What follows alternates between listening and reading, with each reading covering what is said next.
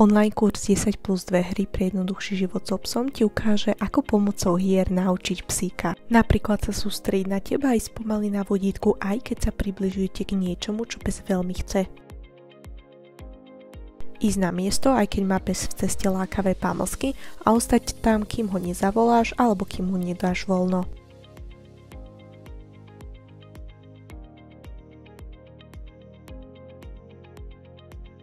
Pomocou špecifických hier sa učí vnímať ťa aj v stave vysokej excitácie a následne sa z tohto stavu aj upokojiť.